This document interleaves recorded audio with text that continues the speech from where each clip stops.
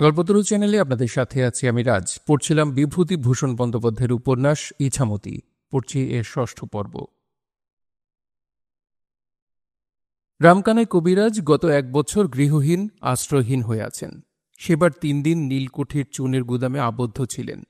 দেওয়ান রাজরাম অনেক বুঝিয়েছিলেন, অনেক প্রলোভন দেখিয়েছিলেন, কিন্তু কিছুতেই মিথ্যা সাক্ষ্য দেওয়ায় রাজি করাতে পারেননি রামকানাইকে। শ্যামচাঁদের ফলে অচৈতন্য হয়ে পড়েছিলেন চুনের গুদামে। নীলকুঠির সাহেবদের ঘরে বসে কি তিনি জল খেতে পারেন?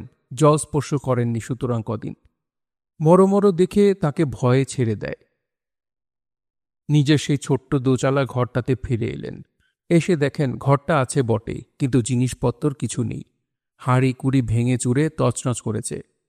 তার জুড়িবুটির হাঁড়িটা কোথায় ফেলে দিয়েছে। তাতে কত কষ্টে সংগ্রহ করা সোদালি ফুলের গুঁড়ো, পুনর্নবা হলহলি শাকের পাতা, ক্ষেত পাপড়া, নালি মূলের লতা, এইসব জিনিস শুকনো অবস্থায় ছিল। ১০ আনা পয়সা ছিল একটা ন্যাকড়ার পুটুলিতে, তাও অন্তর্হিত। ঘরের মধ্যে যেন মত্ত হস্তি চলাফেরা করে বেরিয়ে সব উলটপালট লণ্ডভণ্ড করে দিয়ে গিয়েছে। চাল ডাল কিছু একদানাও ছিল না ঘরে। বাড়ি এসে যে ১ ঘটি জল খাবেন এমন উপায় ছিল না, না কলসি না ঘটি। রামু সর্দারের খুনের মামলা চলেছিল ৫-৬ মাস ধরে। শেষে জেলার ম্যাজিস্ট্রেট সাহেব এসে তার কি একটা মীমাংসা করে দিয়ে যান।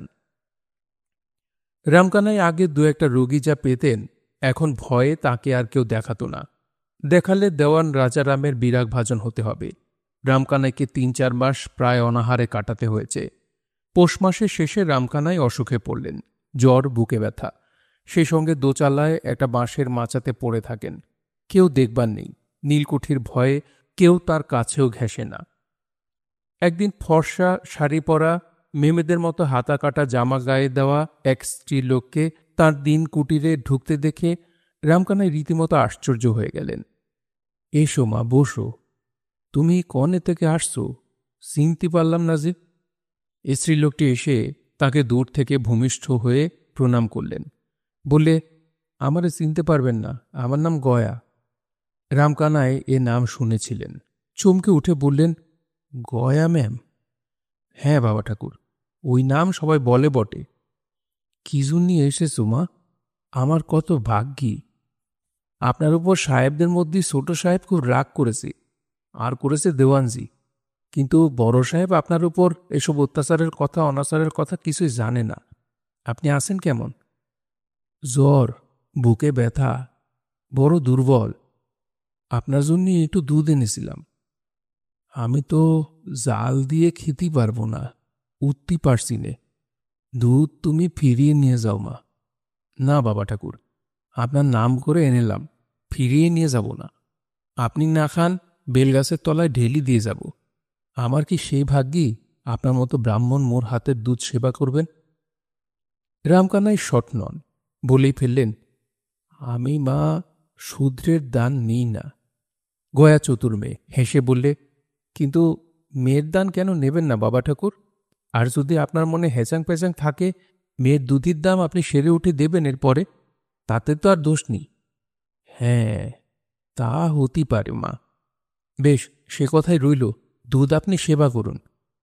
জাল দেবে কে তাই ভাবছি, আমার তো উঠবার শক্তি নেই। গয়া ম্যাম ভয়ে ভয়ে বললে, বাবা ঠাকুর, আমি জাল দিয়ে দেব? তা দেও, তাতে আমার কোনো আপত্তি নেই মা। দান না নিলেই হলো, তাতেও তুমি দুঃখিত হইও না। আমার বাপ ঠাকুরদা কখনো দান নেননি। আমি নিলি পতিত হব বুড়ো বয়সে। তবে কি জানো, খেতে হবে আমায় তোমাদের জিনিস। পাড়ু হয়ে পড়লাম কি না, কে করবে বলো, কে দেবে? মুই দেবানি বাবা ঠাকুর, কিছু ভাববেন না। আপনার মেয়ে বেঁচে থাকতে কোনো ভাবনা নেই আপনার। বড় সাহেব শিবটন সেদিন সন্ধ্যার সময় ছোট সাহেবকে ডেকে পাঠাল। ছোট সাহেব ঘরে ঢুকে বললেন, গুড আফটারনুন মিস্টার শিবটন। I say, good afternoon, David. Now, what about your Koviraj? I hear there is something amiss with him. Good heavens, I know very little about him. It is very good of you to know little about the poor old man. My ayah Goya was telling me he is down with fever and of course she did her best. She was very nice to him. But how is it you are alone? Where is our precious Dewan? They're speeding up my curtains. Shall I send for him? No. And after the rather unsatisfactory experience you had of his way and things, see that he does not get a free hand in chastising and chastening people. You understand? Yes, Mr. Shipton. Well, when have you been up to all day? I was checking up adult accounts and that's so. Now, listen to my words. Our guns were intact, but they caused fire where you were standing idly by with the Willie Dewan waiting for orders. No, David. I really think the way you did it was ever so odd and tactless. Mind up your way to Kaviraj. I mean it. You know, there aren't any secret. You see? Yes, Mr. Shipton. Now you can retire. I am dreadfully tired. Things are coming to a head. If you don't mind, I will rather dine in my room with Mrs. Please yourself, Mr. Shipton. Good night. ছোট সাহেব ঘর থেকে বারান্দায় চলে যেতে Shipton সাহেব তাকে ডেকে বললেন, Look here, David. There is a funny affair in this week's paper. Ram Gopal Ghosh, that native orator who speak like Park, has spoken in the Calcutta town hall last week in support of Hindus entering the civil service. What the devil the government is up to, I do not know. David, why do they allow these things to go on beyond me? Things are not looking quite as they ought to. Here's another. You know Harish Mukherjee, the downy old bird of the Hindu Patriot. He led a deputation the other day to our old governor against us. Planters, you see. Deputation? I would have scattered their deputation with the toe of my boot. But the old man talked to them like a benevolent blowing father. That is why I say, David, things are coming to a head. Tell your precious old Dewan to carve his book. Shall I order a tot of rum? No, thank you, Mr. Shipton. Really, I have got to go now. দেওয়ান রাজারাম অনেক রাত্রে কুঠি থেকে বাড়ি এলেন। ঘোড়া থেকে নেমে হাঁক দিলেন, গুরে! গুরুদাস মুচি সহিস শেষে লাগাম ধরলে ঘোড়ার। ঘরে ঢুকবার আগে স্ত্রীর উদ্দেশ্যে ডেকে বললেন, গঙ্গা জল দাও ওগো। ঘরের মধ্যে ঢুকে দেখলেন জগদম্বা পুজোর ঘরের দাওয়ায় বসে কি পুজো করছেন যেন। রাজারামের মনে পড়ল আজ শনিবার, স্ত্রী শনির পুজোতে ব্যস্ত আছেন। রাজারাম হাত মুখ ধুয়ে আসতেই জগদম্বা সেখান থেকে ডেকে বললেন, পুঁতি কে পড়বে? আমি যাচ্ছি, দাঁড়াও, কাপড় ছেড়ে আসছি। দেওয়ান রাজারাম নিষ্ঠাবান ব্রাহ্মণ। গর্দের কাপড় পরে কুশাসনে বসে তিনি ভক্তি সহকারে শনির পাঁচালি পাঠ করলেন। শনি পুজোর উদ্দেশ্যে শনির কুদৃষ্টি থেকে তিনি এবং তার পরিবারবর্গ রক্ষা পাবেন, ঐশ্বর্য বাড়বে, পদবৃদ্ধি হবে। শনি পুঁথি শেষ করে তিনি সন্ধ্যান্নিক করলেন, যেমন তিনি প্রতিদিন নিষ্ঠার সঙ্গে করে থাকেন। সাহেবদের সংসর্গে থাকেন বলে এটা তার আরও বিশেষ করে দরকার হয়ে থাকে। গঙ্গাজল মাথায় না দিয়ে তিনি ঘরের মধ্যে ঢোকেন না পর্যন্ত। জগদম্বা তার সামনে একটু শনি পুজোর সিন্নি আর এক বাটি মুড়কি এনে দিলেন। খেয়ে এক ঘটি জল ও একটি পান খেয়ে তিনি বললেন, আজ কুটিতে কি ব্যাপার হয়েছে জানো? জগদম্বা বললেন, বেলের শরবত খাওয়া? আগে শোনো কি বলছি। বেলের শরবত এখন রাখো। কি হয়েছে? বড় সাহেব ছোট সাহেবকে খুব বকেছে। কেন? রামকানাই কবিরাজকে আমরা একটু কচা পড়া পড়িয়েছিলাম। ওর দুষ্টমি ভাঙতে আর আমারে শেখাতে হবে না। নীলকুঠির মুখ ছোট করে দিয়েছে ওই বেটা ওই রামু সর্দারের খুনের মামলায়। জেলার ম্যাজিস্ট্রেট ডনকিনসন সাহেব যাই বড় সাহেবকে খুব মানে, তাই এ যাত্রা আমার রক্ষে, নইলে আমার জেল হয়ে যেত। ও বাঞ্চতকে আমি কচা পড়া দিয়েছিলাম যে আর ওকে এদেশে অন্ন করে খেতে হবে না। তা নাকি বড় সাহেব বলেছে অমন করো না। নীলকুঠির জোর জুলুমের কথা সরকার বাহাদুরের কানে উঠেছে। কলকাতায় কে আছে হরিশ মুখুর্জে, ওরা বড় লেখালেখি করছে খবরের কাগজে। খুব গোলমেলার সৃষ্টি হয়েছে। এখন অমন করলে নীলকর সাহেবদের খেতে হবে। আমারে ডেকি ছোট সাহেব বললে, গয়া ম্যাম এসব কানে তুলেছে বড় সাহেবের। বেটি আসল শয়তান। কেন? গয়া ম্যাম তোমাকে তো খুব মানে। হাত দাও, যার চরিত্র নেই তার কিছুই নেই। ওর আবার মানাওয়ানি, কিছু যে বলবার জো নেই। নইলে রাজারাম রায়কে আর শেখাতে হবে না কাকে কি করে জব্দ করতে হয়। তোমাকে কি ছোট সাহেব বকেছে নাকি? আমারে কি বকবে? আমি না হলে নীলের চাষ বন্ধ, কুঠিতে হাওয়া খেলবে ভোঁভা। আমি আর প্রসন্ন চক্রবর্তী আমিন না থাকলি 1 কাঠা জমিতেও নীলের দাগ মারতে হবে না কারো। নবগাজীকে কে সোজা করেছিল? রাহাতুনপুরীর প্রজাদের কে জব্দ করেছিল? ছোট সাহেব বড় সাহেব কোনো সাহেবেরই কর্ম নয়, তা বলে দিলাম তোমারে। আজ যদি রাজারাম রায় চোখ বোঝে তবে কালই। জগদম্মা অপ্রসন্ন সুরে বললেন, ও আবার কি কথা? শনিবারের সন্ধেবেলা? দুর্গা দুর্গা, রাম রাম রাম, অমন কথা বলবার নয়। নীলু খোকাকে নিয়ে এসেছিল। খোকা আমাকে গাল টিপে টিপে কত আদর করলে। আহা, ওই 4টুকু হয়েছে, বেঁচে থাক। ওদের সবারই সাদাল্লাদের সামগ্রী। একটু ছানা খেতে দিলাম, বেশ খেলে টুকটুক করে। ছানা খেতে দিও না, পেট কামড়াবে। কথা শেষ হবার আগেই তিলু খোকাকে নিয়ে এসে হাজির। খোকা বেশ বড় হয়ে উঠেছে, ওর বাবার বুদ্ধি পেয়েছে। রাজারামকে 2 হাত নেড়ে বললে, বড়দা। রাজারাম খোকাকে কোলে নিয়ে বললেন, বড়দা কি মুনি, মামা হই যে। খোকা আবার বললে, বড়দা। ওই যে তোমাকে আমি বড়দা বলি কি না, ও শুনে শুনে ঠিক করেছে এই লোকটাকে বড়দা বলে। খোকা বলে, বড়দা। রাজারাম খোকার মুখে চুমু খেয়ে বললেন, তোমার মারও বড়দা হলাম, আবার তোমারও বড়দা বাবা। ভবানী কি করছে? তিলু বললে, উনি আর চন্দন মামা বসে গল্প করছেন। আমি কাঁঠাল ভেঙে দিয়ে এলাম খাবার জন্যে। নিতে এসেছিলাম একটা ঝুনো নারকোল। ওরা মুড়ি খেতে চাইলেন ঝুনো নারকোল দিয়ে। নিয়ে যা তোর বৌদিদির কাছ থেকে, একটা ছাড়া 2টো নিয়ে যা। এই সময় জগদম্বা জানলার কাছে গিয়ে বললেন, ওগো, তোমারে কে বাইরে ডাকছে? কেডা? তা কি জানি, গোপাল মাইন্দার বলছে। রাজারাম খুব আশ্চর্য হয়ে গেলেন বাইরে যে এসেছিল তাকে দেখে। সে হল বড় সাহেবের আর্দালি শ্রীরাম মুচি। এমনকি গুরুতর দরকার পড়েছে যে এত রাত্রে সাহেব আর্দালি পাঠিয়েছে। কিরে রেমো, কর্তামশাই 2 সাহেব এক জায়গায় বসে আছে বড় বাংলায়, মদ খাচ্ছে। কি একটা জরুরি খবর আছে। আমারে বললে ঘোড়ায় চড়ে আসতি বলিস, এখনই যেন আসে। কেন জানিস? তা মুই বলতে পারবো না কর্তামশাই, কোনো গোলমেলে ব্যাপার হবে। নইলে এত রাত্রি ডাকবে কেন? মোর সঙ্গে চলুন, মুই সরকিয়ে নিয়েছি সঙ্গে করে। মধ্যে 70 চারিদিকে, রাত বেরাতে একা আধারে বেরোবেন না। রাজারাম হাসলেন। শ্রীরাম মুচি তাকে আজ কর্তব্য শেখাচ্ছে। ঘোড়ায় চড়ে তিনি একটা হাঁক মারলে 2খানা গায়ের লোক থরথরি কাঁপে। তাকে কে না জানে এই 10-20খানা মৌজার মধ্যে। আধ ঘন্টার মধ্যে রাজারাম এসে সেলাম ঠুকে সাহেবদের সামনে দাঁড়ালেন। সাহেবদের সামনে ছোট টেবিলে মদের বোতল ও গ্লাস। বড় সাহেব রূপোর আলবোলাতে তামাক টানছে। তামাকের মিঠে করা মৃদু সুবাস ঘরময়। ছোট সাহেব তামাক খায় না, তবে পান দোক্তা খায় মাঝে মাঝে, তাও বড় সাহেব বা তার মেমকে লুকিয়ে। বড় সাহেব ছোট সাহেবের দিকে তাকিয়ে কি বললে ইংরেজিতে। ছোট সাহেব রাজারামের দিকে মুখ ফিরিয়ে বললে, দেওয়ান, ভারী বিপদের মধ্যে পড়ে গেলাম যে। সেটা রাজারাম অনেক পূর্বেই অনুমান করেছেন। কি সাহেব? কলকাতা থেকে এখন খবর এলো, নীল চাষের জন্যই লোক নারাজ হচ্ছে। গভর্নমেন্ট তাদের সাহায্য করছে। কলকাতায় বড় বড় লোকে খবরের কাগজে হইচই বাঁধিয়েছে। এখন কি করা যায় বলো?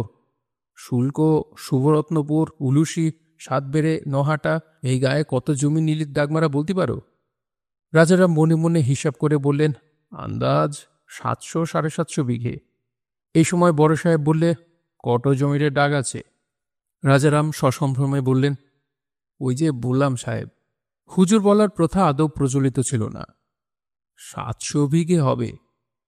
এই সময় বিবি শিপটন বড় বাংলার সামনে এসে নামলেন টমটম থেকে। ভজামুচি সহিস পেছন থেকে এসে ভীম সাহেবের হাত থেকে লাগাম নিলে এবং তাকে টমটম থেকে নামাতে সাহায্য করলে। ঘোর অন্ধকার রাত। ভীম সাহেব এত রাতে কোথায় গিয়েছিল? রাজারাম ভাবলেন, কিন্তু জিজ্ঞেস করবার সাহস পেলেন না। ভীম সাহেব ওদের দিকে চেয়ে হেসে কি ইংরেজিতে বললে, ও হরি, এটা কি?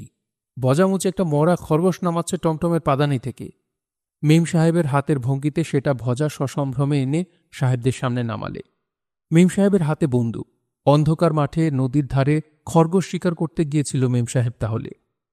মেম সাহেব উপরে উঠতেই এই 2 সাহেব উঠে দাঁড়ালো। যত্ত সব। ওদের মধ্যে খানিক্ষণ কি বলা বলেও হাসাহাসি হলো। মেম সাহেব রাজারামের দিকে তাকিয়ে বললে, কেমন হইল শিকার? বিনয় বিগলিত রাজারাম বললে, আগে চমৎকার। ভালো হইয়াছে? খুব ভালো। কোথায় মারলে মেম সাহেব? পাওয়ারের ধারে, এই দিকে খড় আছে। খড়? ভজামুচি মেম সাহেবের কথার টিকা রচনা করে বলে, সবাই পুরীর বিশ্বাসদের খড়ের মাঠে। ও, অনেক দূর গিয়েছিলেন এই রাত্রি? আমার কাছে বন্দুক আছে, ভয় কি আছে? ভূতে খাইবে না? আগে না, ভূত কোথা থেকে আসবে? নো নো, ভজা বলিতেছিল মাঠে ভূত আছে, আলো জ্বলে, যায় আসে যায় আসে। কি নাম আছে ভজা? আলো ভূত? ভজা উত্তর দেবার আগে রাজারাম বললেন, আগে আমি জানি এলে ভূত। আমি নিজে কতবার মাঠের মধ্যে এলে ভূতের সামনে পড়েছি, ওরা মানুষের কিছু বলে না। বড় সাহেব এই সময় হেসে বললেন, তোমার মাঠা আছে, ভূত আছে, উহা গ্যাস আছে, গ্যাস জ্বলিয়া উঠিল তো তুমি ভূত দেখিল। এর পরের কথাটা হলো মেম সাহেবের দিকে চেয়ে ইংরেজিতে। রাজারাম বুঝলেন না। খরগোশ কেমন? আগে খুব ভালো। তুমি খাও? না সাহেব, খাইনে। অনেকে খায় আমাদের মধ্যেই, আমি খাইনে। এই সময় প্রসন্ন চক্রবর্তী আমিন ও গিরিশ সরকার মুহুরী অনেক খাতাপত্র নিয়ে এসে হাজির হল। রাজারাম ঘুঘুলুক। তিনি বুঝলেন আজ সারা রাত কুঠির দপ্তরখানায় বসে কাজ করতে হবে। আমিন দাগ মার্কার খতিয়ান এনে হাজির করছে কেন? দাগের হিসেব এত রাত্রে কি দরকার? ছোট সাহেব কি একটা বললে ইংরেজিতে। বড় সাহেব তার একটা লম্বা জবাব দিলে হাত পা নেড়ে খাতার দিকে আঙুল দিয়ে দেখিয়ে। ছোট সাহেব ঘাড় নাড়লে। তারপর কাজ আরম্ভ হল সারা রাতব্যাপী। ছোট সাহেব, প্রসন্ন আমিন, তিনি, গিরিশ মুহুরী ও গদাধর চক্রবর্তী মুহুরীতে মিলে। কাজ আর কিছুই নয়, মার্কা খতিয়ান বদলানো। যত বেশি জমিতে নীলের দাগ দেওয়া হয়েছে বিভিন্ন গ্রামে, তার চেয়ে অনেক কম দেখানো। জরিপের আসল খতিয়ান দৃষ্টে নকল খতিয়ান তৈরি করার নির্দেশ দিলে ডেভিড সাহেব। রাজারাম বললেন, সাহেব, একটা দরকারি জিনিসের কি হবে? ডেভিড, কি জিনিস? প্রজাদের বুড়ো আঙুলের ছাপ, তার কি হবে? দাগ খতিয়ানে আমাদের সুবিধের জন্যে আঙুলের ছাপ নিতে হয়েছিল, এখন তারা নকল খাতায় দেবে কেন? যেসব বদমাইশ প্রজা নবুগাছির মামলায় রাহাতুনপুর শুদ্ধ আমাদের বিপক্ষে, রামু সর্দারের খুনের মামলায় বাঁধালেন, প্রজা সব চটা। কি করতে হবে বলুন? বুড়ো আঙুলের ছাপ জাল করতে হবে? সে বড় গোলমেলে ব্যাপার হবে সাহেব, ভেবে কাজ করা ভালো। তুমি ভয় পেলে চলবে কেন দেওয়ান? ডংকিনসনের কথা মনে নেই? একখানা আর দু প্যাক হুইস্কি। একখানা নয় সাহেব, অনেকখানা। আপনি ভেবে দেখুন, ফাঁসি তলার মাঠে সে ব্যাপার আমার মনে আছে তো। আমরাই গিরিধারী জেলেকে ফাঁসি দিয়েছিলাম। তখনকার দিনে আর এখনকার দিনে তফাৎ অনেক। শ্রীরাম বেয়ারাকে এখন সরকি দিয়ে রাত্রে পথ চলতি হয় সাহেব, আজই শুনলাম ওর মুখী। ভোর পর্যন্ত কুঠির দপ্তরখানার মোমবাতি জেলে কাজ চলল। সবাই অত্যন্ত ক্লান্ত হয়ে পড়েছে ভোরবেলার দিকে। ডেভিড সাহেবও বিশ্রাম নেয়নি বা কাজে ফাঁকি দেয়নি। সূর্য উঠবার আগেই বড় সাহেব এসে হাজির হল। দুই সাহেবে কি কথাবার্তা হল। বড় সাহেব রাজারামকে বললেন, মার্কা খতিয়ান বদল হইল? আগে হ্যাঁ। সব ঠিক আছে? এখনো 3 দিনের কাজ বাকি সাহেব। টিপসইয়ের কি করা যাবে সাহেব? অত টিপসই কোথায় পাওয়া যাবে দাগ খতিয়ানে আপনি বলুন। করিতে হইবে। কি করে করা যাবে আমার বুদ্ধিতে কুলোচ্ছে না। শেষকালটা কি জেল কেটে মরব? টিপসই জাল করব কি করে? সব জাল হইলেও তো উহা জাল হইবে না কেন? মাথা খাটাইতে হইবে, পয়সা খরচ করিলে সব হইয়া যাবে। মন দিয়া কাজ করো। তোমারও প্রসন্ন আমিনের 2 টাকা করিয়া মাহিনা বাড়িল এ মাস হইতে। মাথা নিচু করে দুহাত জোড়ে নমস্কার করে বললেন রাজারাম, আপনার খেয়েই তো মানুষ সাহেব, রাখতেও আপনি, মারতেও আপনি। কি একটা ইংরেজি কথা বলে বড় সাহেব চলে গেল ঘর থেকে বেরিয়ে। দুপুরবেলা প্রসন্ন আমিন কাজ অনেকখানি এগিয়ে এনেছে। গিরিশ মুহুরী গদাধর মুহুরীকে নিচু সুরে বললে, খাওয়া দাওয়ার কি ব্যবস্থা ও গদাধর? গদাধর চোখের চশমার দড়ি খুলে ফেলে চারদিকে তাকিয়ে দেখে বললে, রাজারাম ঠাকুরকে বলো না। আমি পারবো না, আমার লজ্জা করে। লজ্জার কি আছে? পেট জ্বলছে না? তা তো জ্বলছে, তবে বলো, আমি পারবো না।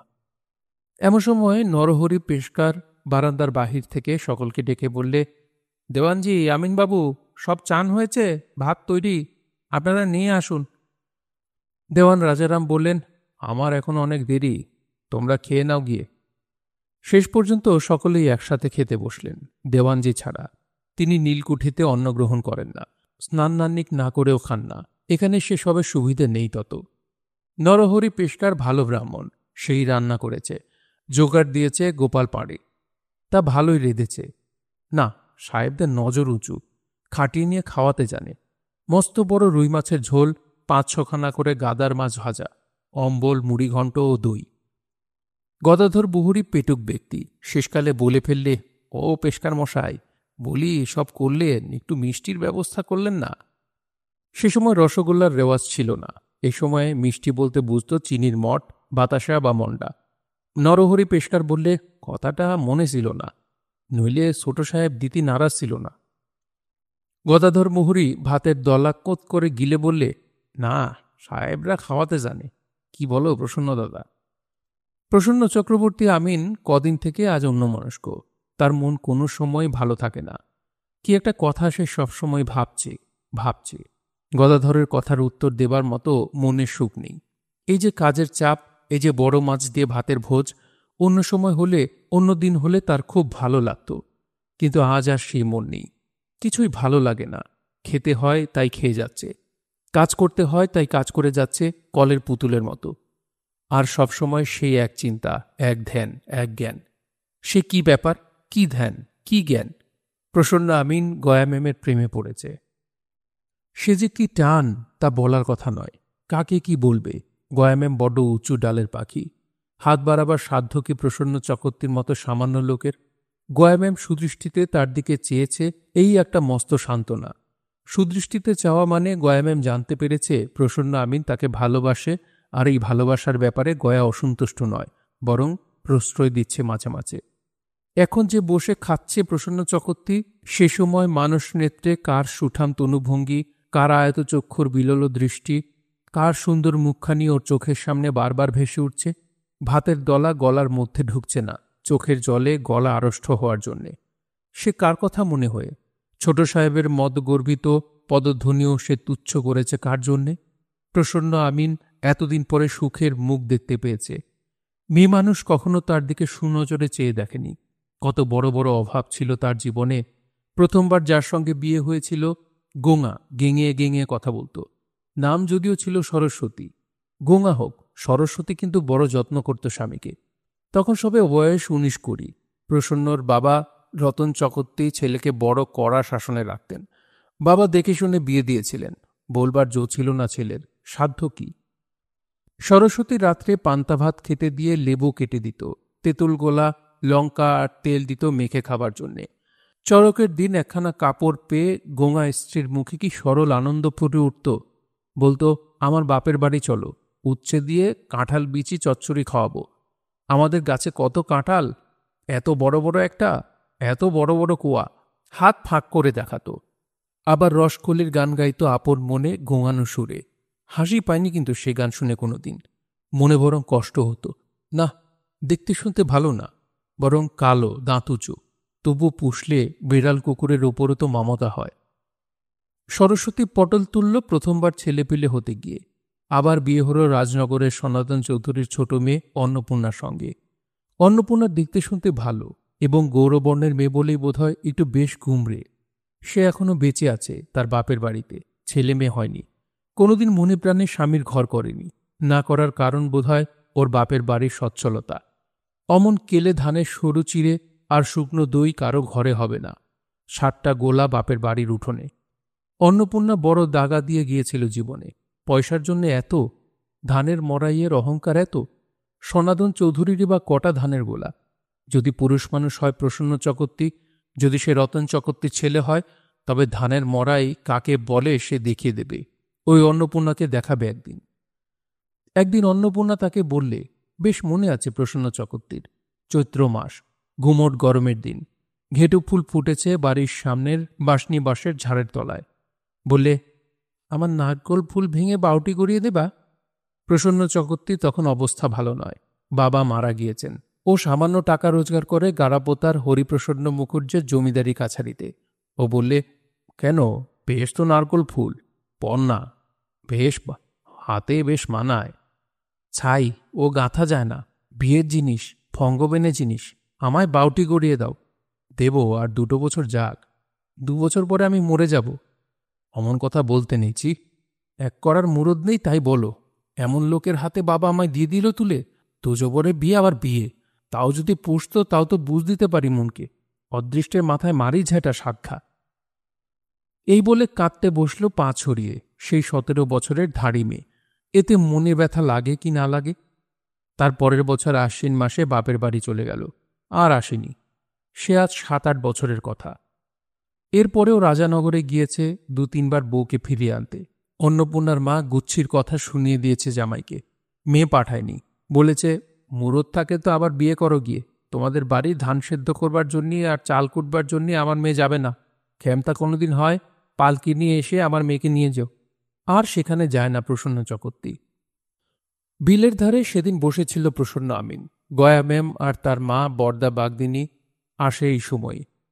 শুধু একটিবার দেখা, আর কিছু চায় না প্রসন্ন চকর্তি। আজ দূরে গয়া ম্যামকে আসতে দেখে ওর মন আনন্দে নেচে উঠল, বুকের ভেতরটা ঢিপ ঢিপ করতে লাগল। গয়া একা আসছে, সঙ্গে ওর মা বরদা নেই। কাছে এসে গয়া প্রসন্নকে দেখে বললে, খুড়োমশাই একা বসে আছেন? হ্যাঁ। এখানে একা বসে? তুমি যাবে তাই। তাতে আপনার কি? কিছু না, এই গিয়ে। তোমার মা কোথায়? মা ধান ভানছে, পরের ধান সেদ্ধ শুকনো করে রেখেছে। যে বর্ষা নেমেছে, চাল দিতে হবে না পরকে? যার চাল সে শুনবে। বসুন, চললাম। ও গয়া, কি একটু দাঁড়াবা না? দাঁড়িয়ে কি করব? বৃষ্টি এলে ভিজে মরব যে। প্রসন্ন চকর্তি মুগ্ধ দৃষ্টিতে গয়ার দিকে চেয়েছিল। গয়া বললে, দেখছেন কি? প্রসন্ন লজ্জিত সুরে বললে, কিছু না। দেখব আবার কি? তুমি সামনে দাঁড়িয়ে থাকলি আবার কি দেখব? কেন, আমি থাকলে কি হয়? ভাবছি এমন বেশ দিনটা। গয়া রাগে সুরে বললে, ওসব আবল তাবল এখন শোনবার আমার সময় নেই, চললাম। একটু দাঁড়াও না গয়া, মহাভারত অশুদ্ধ হয়ে যাবে দাঁড়ালি। না, আমি সঙ্গের মতো দাঁড়িয়ে থাকতে পারবো না এখানে। ওই দেখুন, দেয়া কেমন ঘনিয়ে আসছে। ঘাটবাহরের বিলের ওপারে ঘন সবুজ আউশ ধানের আর নীলের চারার ক্ষেতের ওপর ঘন কালো শ্রাবণের মেঘ জমা হয়েছে। সাদা বকের দল উঠছে দূর চক্রবালের কোলে মেঘ পদবীর নিচে নিচে। হু হু ঠান্ডা হাওয়ার ঝলক বয়ে এলো শ্যামল প্রান্তরের দিক থেকে। শোঁ শোঁ শব্দ উঠল দূরে। বিলের অপর প্রান্ত যেন ঝাপসা হয়ে এসেছে বৃষ্টির ধারায়।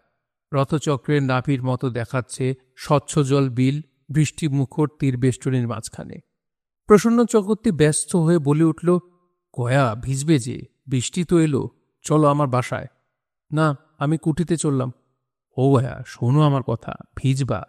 ভিজব। আচ্ছা গয়া, আমি ভালোর জন্য বলছি নে। কেউ নেই আমার বাসায়, চলো। না, আমি যাব না। আপনাকে না খুড়োমশাই বলে ডাকি? ডাকো তাই কি হয়েছে? অন্যায় কথাটা কি বললাম তোমারে? বৃষ্টিতে ভিজবা, তা বলছি আমার ঘরটা নিকটে আছে, সেখানে আশ্রয় নেবা। খারাপ কথা এটা? না, বাজে কথা শুনবার সময় নেই, আপনি ছুট দিন। ওই দেখুন তাকিয়ে বিলির ওপারে। আমার ওপর রাগ করলে না তো? ও গয়া, শোনো। ও গয়া, মাথা খাও। ও গয়া। গয়া ছুটতে ছুটতে হেঁকে বললে, না না, কি পাগল, এমন মানুষও থাকে? মিনতি সুরে প্রসন্ন চকর্তি হেঁকে বললে, কাউকে বলে দিও না যেন। ও গয়া, মাইরি। দূর থেকে গয়া ম্যামের স্বর ভেসে এলো, ভেসবেন না, বাড়ি যান খুড়োমশাই, ভেসবেন না, বাড়ি যান। বিলের শামুক আবার কতটুকু সুধা আশা করে চাঁদের কাছে? ওই যথেষ্ট না। রামকানাই কবিরাজ আশ্চর্য না হয়ে পারেননি যে আজকাল নীলকুঠির লোকেরা তাকে কিছু বলে না। আজ আবার গয়া ম্যাম এসে তাকে দুধ দিয়ে গিয়েছে। এটা ওটা সেটা প্রায় নিয়ে আসে। রামকানাই দাম দিতে পারবেন না বলে আগে আগে নিতেন না। এখন গয়া মেয়ে সম্পর্ক পাতিয়ে দেওয়ায় পথটা সহজ ও সুগম করেছে। আবার লোকজন ডাকে কবিরাজকে। ঝিঙে, নাও, দুয়ানিটা, সিকিটা, কচিত। এই হল দর্শনীয় পারিশ্রমিক। নালুপালের স্ত্রী তুলসীর ছেলেপিলে হবে, পেটের মধ্যে বেদনা, কি কি অসুখ। হরিশ ডাক্তার দিন কতক দেখেছিল, রোগ সারেনি। লোকে বললে, তোমার পয়সা আছে নালু, ভালো কবিরাজ দেখাও। রামকানাই কবিরাজ ভালোর দলে পড়েন না, কেননা সে গরিব, অর্থেরই লোকে মান দেয়, সততা বা উৎকর্ষের নয়। রামকানাই যদি আজ হরিশ ডাক্তারের মতো পালকিতে চেপে রোগী দেখতে বেরুত, তবে হরিশ ডাক্তারের মতো 8 আনা ভিজিট সে অনায়াসেই নিতে পারত। নালুপাল কি মনে ভেবে রামকানাই কবিরাজকে ডাক দিলে।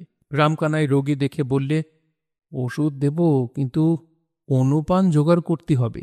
কলমি শাকের রস সৈন্ধব লবণ দিয়ে সিদ্ধ, ভাঁড়ে করে সেসব রস রেখে দিতে হবে 7 দিন। নালুপাল আর সেই নালুপাল নেই, অবস্থা ফিরে ফেলেছে ব্যবসা করে। 8 চালা ঘর বেঁধেছে গত বৎসর। আটচালা ঘর তৈরি করা এসব পাড়া গায়ে বড় মানুষের লক্ষণ। আর চরম বড় মানুষই অবশ্যই দুর্গোৎসব করা।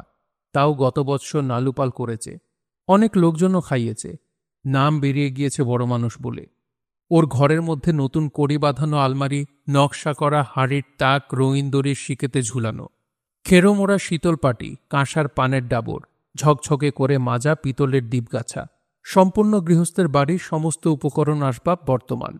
রামকানাইয়ের প্রশংসমান দৃষ্টি রোগিণীর ঘরের সাজসজ্জার ওপর অনেকক্ষণ নিবদ্ধ আছে দেখে নালুপাল বললে, এবার ঘূর্ণির কুমোরদের তৈরি মাটির ফল কিছু আনবো ঠিক করেছি। ওই কড়ির আলনাটা দেখছেন, 2.5 টাকা দিয়ে কিনেছি বিনোদপুরের এক ব্রাহ্মণের মেয়ের কাছ থেকে, তার নিজের হাতে গাঁথা। বেশ চমৎকার দ্রব্যটি। অসুখ সারবে তো কবিরাজ মশাই? না সারলি মাধব নিদান শাস্ত্রটা মিথ্যে। তবে কি জানো, অনুপান আর সহপান ঠিকমতো চাই। ওষুধ রোগ সারাবে না, সারাবে ঠিকমতো অনুপান আর সহপান। কলমি শাকের রস খেতে হবে, সেটি হলো অনুপান, বুঝলে না? আগে হ্যাঁ। জলযোগ ব্যবস্থা হলো শশা কাটা, ফুল বাতাসা, নারকল কোড়া আর নারকল নাড়ু।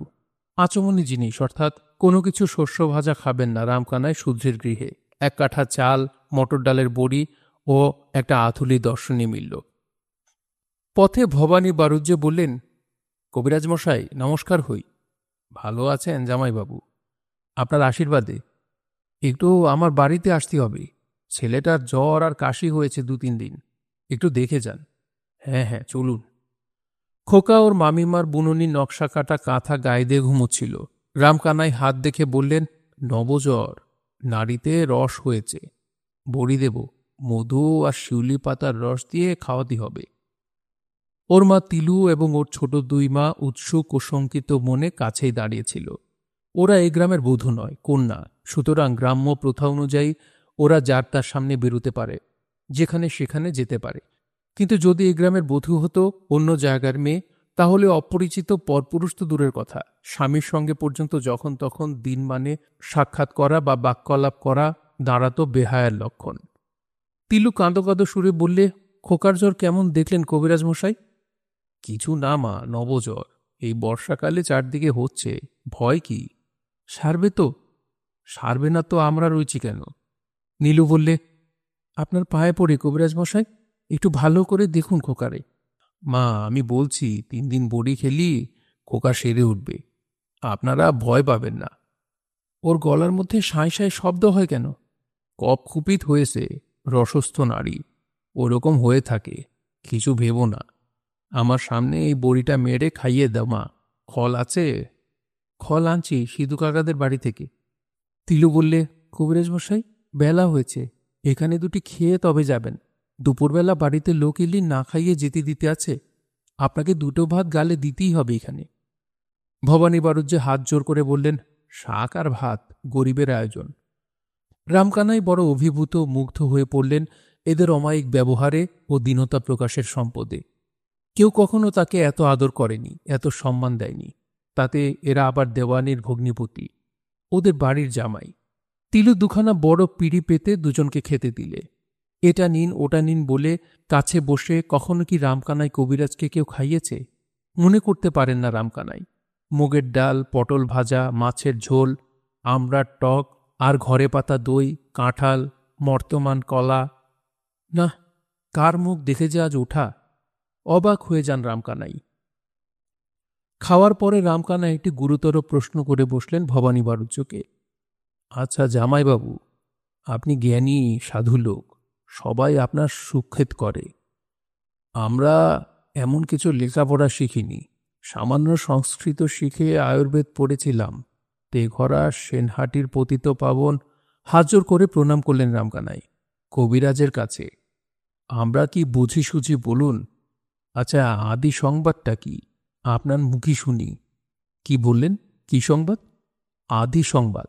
আগে ভালো বুঝতে পারলাম না, কি বলছেন? ব্রহ্মা বিষ্ণু মহেশ্বর তিনি মিলি তো জগৎটা সৃষ্টি করলেন। এখন এর ভেতরের কথাটা কি একটু খুলে বলুন না। অনেক সময় একা শুয়ে শুয়ে ঘরের মধ্যে সব কথা ভাবি, কি করে কি হলো। ভবানী বারুজ্যে বিপদে পড়ে গেলেন। ব্রহ্মা বিষ্ণু তার সঙ্গে পরামর্শ করে জগৎটা সৃষ্টি করেননি।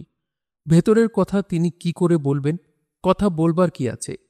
পতঞ্জলি দর্শন মনে পড়ল, সংখ্যা মনে পড়ল, বেদান্ত মনে পড়ল, কিন্তু এই গ্রাম্য কবিরাজের কাছে না, অচল, সেসব অচল। তার হাসিও পেল বিলক্ষণ, আদি সংবাদ। হঠাৎ রামকানাই বললেন, আমার কিন্তু একটা মনে হয়, অনেকদিন বসে বসে ভেবেছি, বুঝলেন, ও ব্রহ্মা বলুন, বিষ্ণু বলুন, মহেশ্বর বলুন, সবই এক, একে তিন, তিনই এক, তাছাড়া এ সবই তিনি। কি বলেন? ভবানী বাড়ুজ্যের চোখের সামনে যদি এই মুহূর্তে রামকানাই কবিরাজ চতুর্ভুজ বিষ্ণুতে রূপান্তরিত হয়ে ওপরের দুই হাতে বরাভয় মুদ্রা রচনা করে বলতেন, বৎস বরং বৃণু ইহাগত হুম্পি, তাহলেও তিনি এতখানি বিস্মিত হতেন না। এই সামান্য গ্রাম্য কবিরাজের মুখে অতি সরল ভাষায় অদ্বৈত ব্রাহ্মবাদের কল্যাণময়ী বাণী উচ্চারিত হল। এই সংস্কারাবদ্ধ অশিক্ষিত মোহান্ধ ঈর্ষাদের সংকুল অন্ধকার পাড়া গিয়ে এদো খড়ের ঘরে। ভবানী বাড়ুজ্যে কিছুক্ষণ স্তব্ধ হয়ে রইলেন। তিনি মানুষ চেনেন, অনেক দেখেছেন, অনেক বেরিয়েছেন। মুখ তুলে বললেন, কবিরাজ মশাই ঠিক বলেছেন, আপনাকে আমি কি বোঝাবো, আপনি জ্ঞানী পুরুষ। হ, এইবার ধরেছেন ঠিক জামাইবাবু, জ্ঞানী লোক এইটা খুঁজে বার করেছেন। তিলও খুব অবাক হয়েছিল। সেও স্বামীর কাছে অনেক কিছু পড়েছে, অনেক কিছু শিখেছে, বেদান্তের মোট কথা জানে। এভাবে সে কথা রামকানাই কবিরাজ বলবে তা সে ভাবেনি।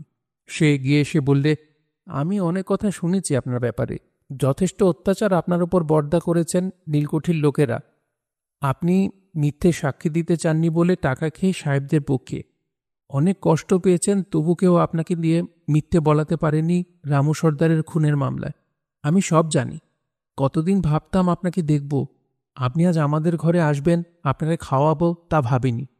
আপনার মুখের কথা শুনে বুঝলাম আপনি সত্যি আশ্রয় করে আছেন বলে সত্যি জিনিস আপনার মনে আপনিই উদয় হয়েছে। ভবানী বাড়ুজ্যে জানতেন না তিলু এত কথা বলতে পারে বা এভাবে কথা বলতে পারে। স্ত্রীর দিকে চেয়ে বললেন, ভালো। তিলু হেসে বললে, কি ভালো? ভালো বললে। আচ্ছা কবিরাজ মশাই, আপনার বয়স কত? 1234 সালের মাঘ মাসে জন্ম, তাহলে হিসেব করুন, 17ই মাঘ। আপনি আমার চেয়ে বয়োজ্যেষ্ঠ, দাদা বলে ডাকবো আপনাকে? তিলু বললে, আমিও। দাদা, মাঝে মাঝে আপনি এসে এখানে পাতা পারবেন, পারবেন কি না বলুন? রামকানাই কবিরাজ ভাবছেন, দিনটা আজ ভালো, এদের মতো লোক এত আদর করবে কেন নইলে? পাতা পারবো বই কি, 100 বার পারবো। আমার ভগ্নির বাড়ি ভাত খাবো না তো কমে খাবো। আচ্ছা আজ যাই দিদি, আরও একটা রুগী দেখতে হবে সবাইপুরে। খোকারে যা দিলাম বিকেলের দিকে জ্বর সেরে যাবে, কাল সকালে আবার দেখে যাব। নীলু শুক্তো নিতে ফোড়ন দিয়ে নামিয়ে নিলে। খোকনকে ওর কাছে দিয়ে ওর মা গিয়েছে বর্দার বাড়ি। বর্দা বড় বিপদে পড়ে গিয়েছেন, তাকে নাকি কোথায় যেতে হবে সাহেবদের সঙ্গে, সে কথা শুনতে গিয়েছে বর্দি। খোকন বলছে, ছোমা ছোমা। কি দে? কি দেব? কি দে? কি দেব? না, আর গুড় খায় না। খোকন বড় শক্ত, আপন মনে খেলতে খেলতে একটা তেলশুদ্ধ বাটি উপুর করে ফেললে। তারপর টলতে টলতে আসতে লাগলো উনুনের দিকে। না, এবার পুরে ঝলসে বেগুন সিদ্ধ হয়ে থাকবি। আমি জানি নে বাপু, রাতবো আবার ছেলে সামলাবো। তিনি রাজরানী আর ছেলে নিয়ে বাপের বাড়ি যেতে পারলেন না। ও মেজদি, মেজদি, কেউ যদি বাড়িতে থাকবে কাজের সময়, বস এখানে। এই দাঁড়া, দেখাচ্ছি মজা, আবার তেলের বাটি হাতে নিচিস। খোকন বললে, বাটি বাটি রাখো ওখানে। মা, মা আসছে, বসো, ওই আসছে। খোকন বাইরের দিকে তাকিয়ে দেখে বললে, নেই। তারপর হাত দুটি নেড়ে বললে, নেই নেই, যা। আচ্ছা নেই তো নেই, চুপটি করে বসো বাবা আমার। বাবা আসছেন, গিয়েছেন নদীতে নাইতি। মা আসছে। মা, বাবা রে বাবা, আর বকতে পারিনি তোর সঙ্গে। বসো, এই গরম গরম, পা পুড়ে যাবে। গরম শুক্তিনির ওপর গিয়ে হুমড়ি খেয়ে পড়ছে। ও মেজদি। এবার খোকন কান্না শুরু করলে। নীলুর গলার তিরস্কারের আভাসে কান্না সুরে বলে, মা। নীলু ছুটে এসে খোকনকে কোলে তুলে নিয়ে বললে, ও আমার মানিক, কাঁদে না সোনামণি, রামমণি, শ্যামমণি, চুপ চুপ। কে কেঁদেছে? আমার সোনার খোকন কেঁদেছে? কেন কেঁদেছে? মেজদি, যা মর সব, জমের বাড়ি যা। আমার খোকনের খোয়ার থেকে পাড়া বেরোনো হয়েছে। খোকন ফুলে ফুলে কাঁদতে কাঁদতে বললে, মা। কেঁদো না, আমি তোমায় বকিনি। আমি বকলি বাবা সহ্য করতে পারবে না। আমি বকিনি। কি দিই হাতে? ওমা, ওটা কি রে, পাখি? এমন সময় তিলু দ্রুতপদে ঘরের মধ্যে ঢুকে বলল, এই যে সোনামণি, কাঁদছে কেন রে? তোমার আদরে গোপাল একটা উঁচু সুর শুনলে অমনি ঠোঁট উল্টান, চড়া কথা বলবার জো নেই। নীলু বললে, দাদা কোথায় গিয়েছেন দেখে এলে? দাদা গিয়েছেন সাহেবদের কাছে। কোথায় তিতুমির বলে একটা লোক মহারানীর সঙ্গে যুদ্ধ করছে, সেই লড়াইতে নীলকুঠির সাহেবরা লোকজন নিয়ে গিয়েছে, দাদাকেও নিয়ে গিয়েছে। তিতুমির? তাই তো শুনে এলাম। বৌদিটি কেঁদে কেটে অনর্থ করছে। লড়াই হেন ব্যাপার, কে বাঁচে কে মরে তার ঠিকানা কি আছে? নীলু হঠাৎ চিৎকার করে কাঁদতে লাগলো পা ছড়িয়ে। তিলু যত বলে, যত সান্ত্বনা দেয়, নীলু ততই বাড়ায়। খোকা অবাক হয়ে ক্রন্দনরতা ছোট মার মুখের দিকে খানিকটা চেয়ে থেকে নিজেও চিৎকার করে কেঁদে উঠল। এমন সময় হন্তদন্ত হয়ে ছুটতে ছুটতে এসে হাজির হলো বিলু। সে নীলুর ও খোকার কান্নারব শুনে ভাবলে বাড়িতে নিশ্চয়ই একটা কিছু দুর্ঘটনা ঘটেছে। সে এসে হাঁপাতে হাঁপাতে বললে, কি হলো দিদি? নীলুর কি হলো? তিলু বললে, দাদা তিতুমিরের লড়াই গিয়েছে শুনে কাঁদছে। তুই একটু বোঝা, ছেলে মানুষের মতো এখনো। দাদা ওকে ভালোবাসেন বড়, এখনো ছেলে মানুষের মতো আবদার করে দাদার কাছে। বিলু নীলুর পাশে বসে ওকে বোঝাতে লাগলো, যা, ও কি, চুপ কর, ওতে অমঙ্গল হয়। কুটিযুদ্ধ কত লোক গিয়েছে, ভয় কি সেখানে? ছি, কাঁদে না। তুই না থামলি খোকনও থামবে না, চুপ কর।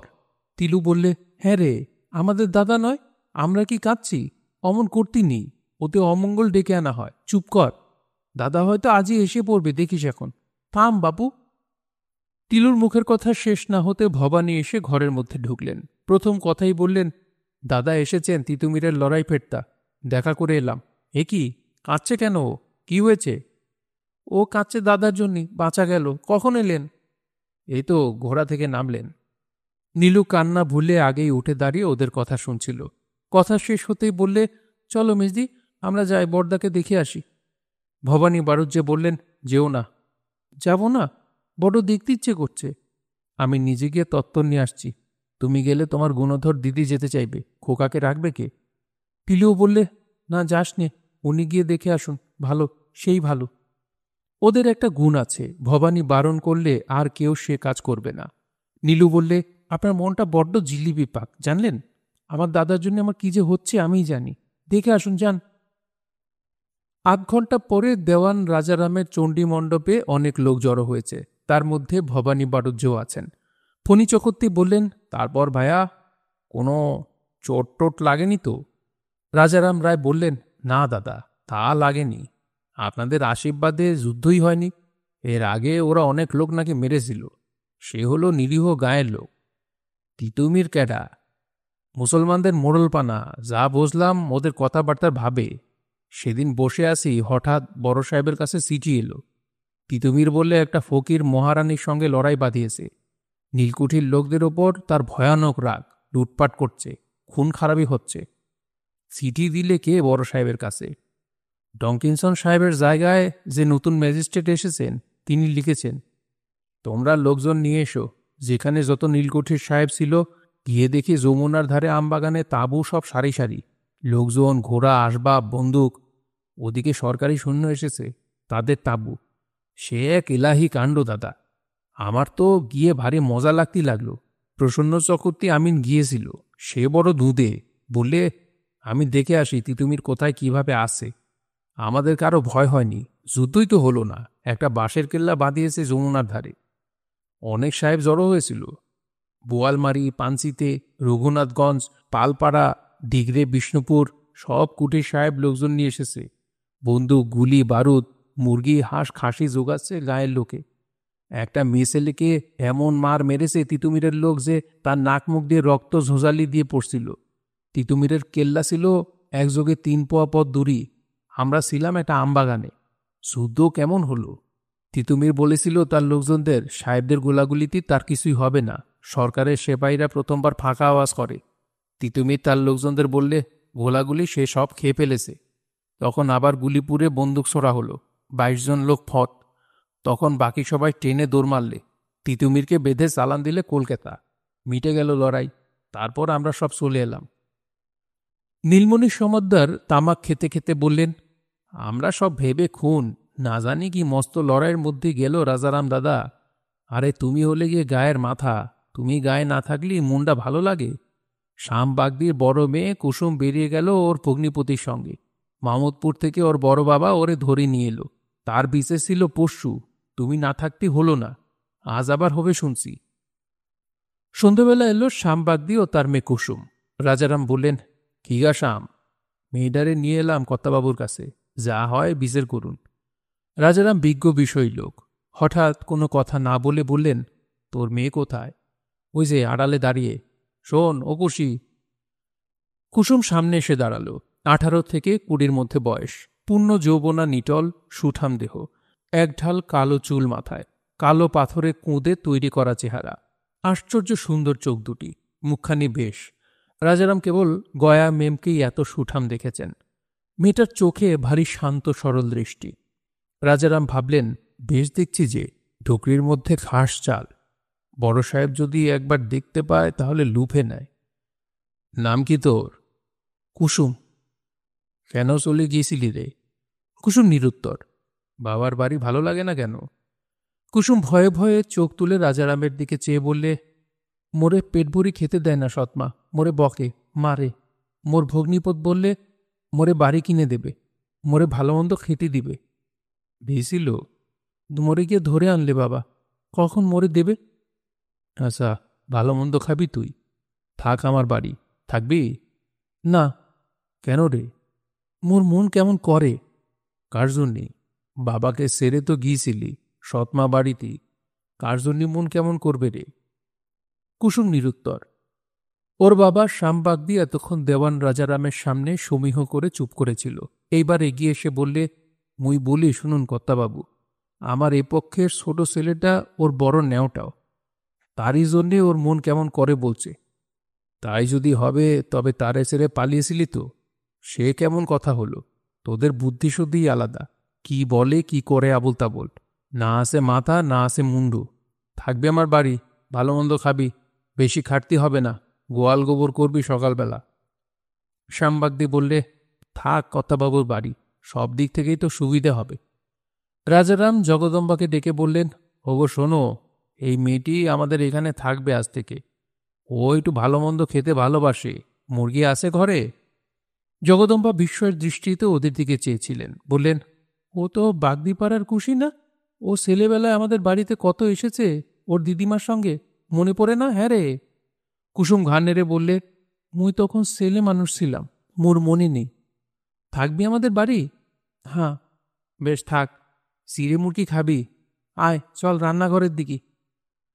রাজারাম বললেন, মেয়ের মতো থাকবি, আর গোয়াল পস্কার মস্কার করবি। তোর মার কাছে চাবি যা যখন খেতে ইচ্ছে হবে। নারকোল খাবি তো কত নারকোল আছে, কুড়ে নিয়ে খাস। মুরগি মাখা আছে ঘরে, খাবার জন্যই নাকি আবার কেউ বেরিয়ে যায়। আমার বাড়ির জিনিস খেয়ে গায়ের লোক এলিয়ে যায়, আমার গায়ের মেয়ে বেরিয়ে যাবে পেট ভরি খেতি না পেয়ে বলে। তোর এ পক্ষের বউটাকেও বলবি শাম, কাজটা ভালো করেনি। বলি ওর মা নেই যখন, তখন ক্যাডা ওরে দেখবে বল? শাম বিরক্ত দেখিয়ে বললে, বলবেন না সে সুমন্দির স্ত্রীর কথা, মোর হাড় ভাজা ভাজা করে ফেললে। মুই মাঠ থেকে ফিরলি মোরে বলে না যে দুটো চাল ভাজা খা, রোজ পান্তা ভাত, রোজ পান্তা ভাত। মুই বলি দুটো গরম ভাত মোরে দে, সে সূর্যি ঘুরে যাবে, তখন দুটো ঝিঙে ভাতে দিয়ে দেবে। মরেও না যে না হয় আরও একটা বিয়ে করি।